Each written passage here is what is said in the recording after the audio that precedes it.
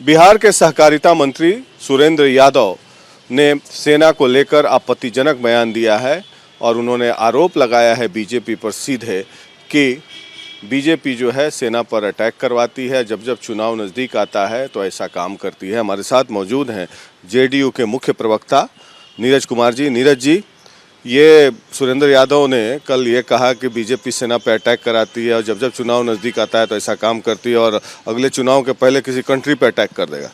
कि सेना, धर्म, विदेश नीति, राष्ट्रीय सुरक्षा, आतंकवाद जैसे महत्वपूर्ण विषय, यह कोई दलगत मतभेद का विषय नहीं है। यह देश के संदर्भ में नीतिगत निर्णय होता है। सर्वानुमति की परंपरा हमारी रही है। इसलिए हमारी तो उम्मीद जरूर रहती है कि ऐसे बयान जो राष्ट्रीय सुरक्षा से जुड़ा हुआ हो, जो सेना से जुड़ा हुआ हो, जो विदेश नीति से जुड़ा हुआ हो, उस पर मतभेद और मनभेद दिखाई नहीं पड़ना चाहिए। ये तो क्रॉस बॉर्डर टेररिज्म का मामला है। सभी लोग जानते हैं कि पाकिस्तान के टेररिस्ट जो है कैसे इन्फिल्ट्रेट करते हैं, कितने भारतीय सैनिक और जो बेगुनाह और बेकसूर मजदूर जो है हमारे बिहार के भी मारे गए।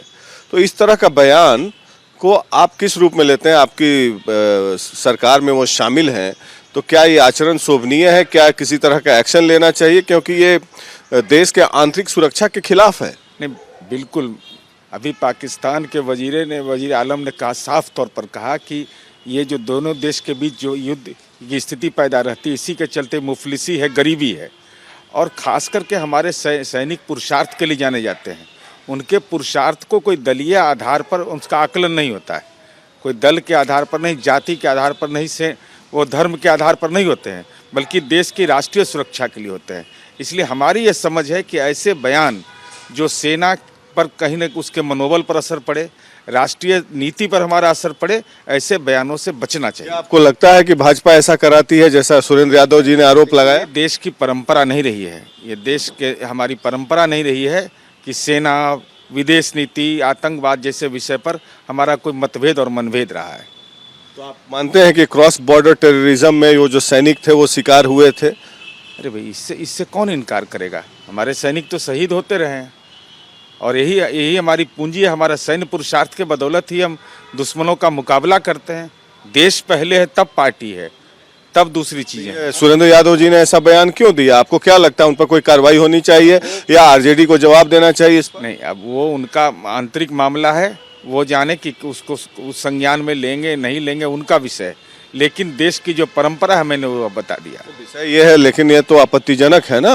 अरे बिल्कुल, तो हमने आपको बताया कि ऐसे अर्चना करते हैं। नहीं, देखिए, ऐसे सवालों पर जो राष्ट्रीय सुरक्षा से जुड़ा हुआ हो, वैसे सवालों पर विवादित टिप्पणी नहीं देना चाहिए। टिप्पणी से परंपरा हमारी स्वस्थ परंपरा है। सलाह देंगे आप सुरेंद्र यादव जी? नहीं, हम तो केवल सलाह देने की स्थिति भी मेरी नहीं है।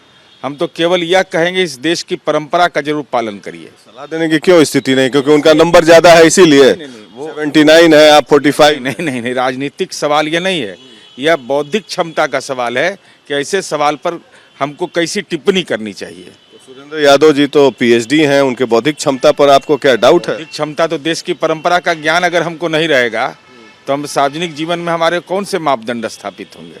इस देश में अटल जी ने इंदिरा जी को दुर्गा कहा है। ये देश की परंपरा रही है, इसी देश की परंपरा के हम वाहक हैं।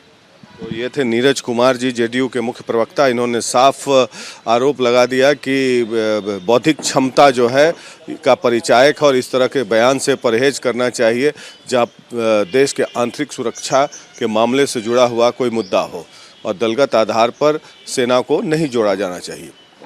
पटना से वीडियो जर्नलिस्ट सूरज के साथ Prakash Singh, Republic media network के लिए।